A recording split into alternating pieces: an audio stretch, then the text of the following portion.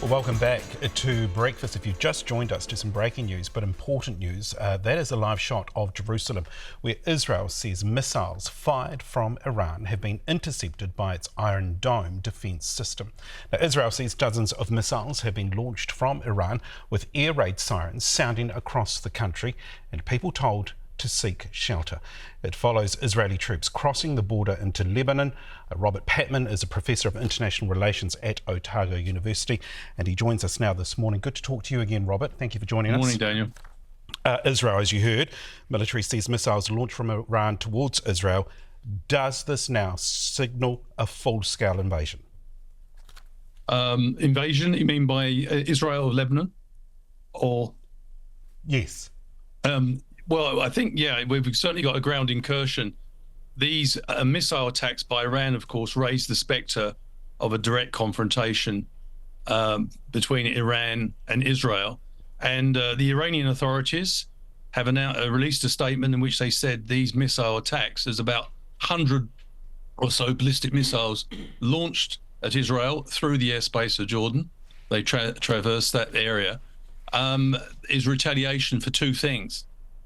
Firstly, the assassination of the chief negotiator for Hamas. He was shot, or killed, I should say, in Tehran, Iran, which is an illegal act, of course.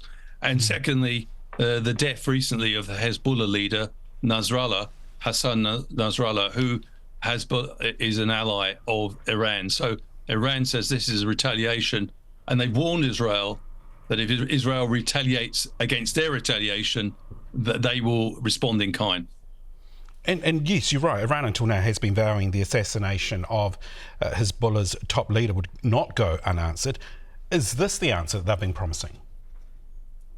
I think they're indicating this is a one-off, again, a limited retaliation. So this is not unlimited response. It's substantial, more than 100 ballistic missiles.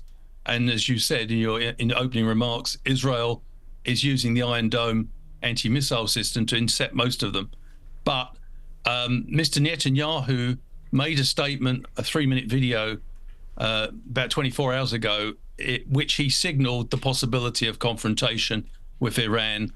And I believe now Israel will react to this ballistic missile attack. And there is speculation, both in Israel and outside it, that Israel will now target the 5 or 6 nuclear development sites that Iran has, because Mr. Netanyahu is very concerned, and has been for a long time, about the development of nuclear weapons. And ironically, it was Netanyahu who persuaded Mr. Trump to pull out of the agreement with Iran, the US-Iran nuclear deal, whereby Iran effectively suspended its nuclear program, and Netanyahu persuaded Mr. Trump to pull out of that.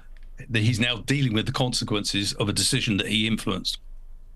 Robert, what does it now mean for the US that Iran has launched missiles?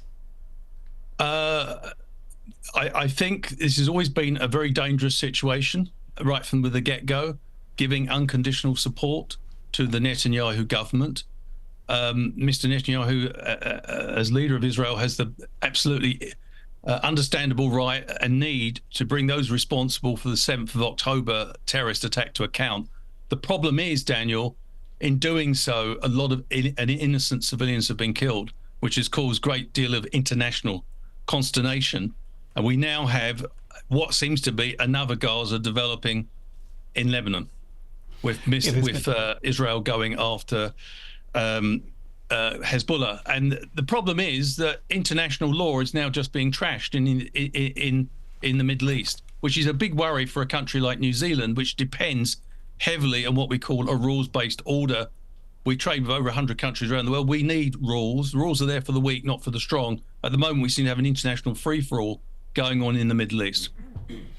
I'm glad you touched on that, because there's been a lot of criticism around the UN Security Council's response to both Gaza and Ukraine. Do you think this is a time for the international community to push for reform, especially when it comes to the veto? Absolutely. It's long overdue. And at the moment, we have a complete lack of global leadership, although we have a conflict brewing, which is going to affect the world. The UN Security Council is paralyzed by the fact that 5 countries, including the United States, China, Russia, UK and France, they can block anything they do not like internationally. And that means that some of the worst situations in the world are not getting dealt with. And so Mr. Peters made a good speech in the UN General Assembly last week where he called for reform. He signalled out the abuse of the veto privilege by superpowers. He was quite right to pinpoint that. But we need now, and I hope New Zealand will join together with the majority of countries in the world, small and middle powers, to bring about this much needed change. We can't go into a situation where global security is hostage to the national interests of 5 countries in the world, when in fact there's 193 member states in the United Nations.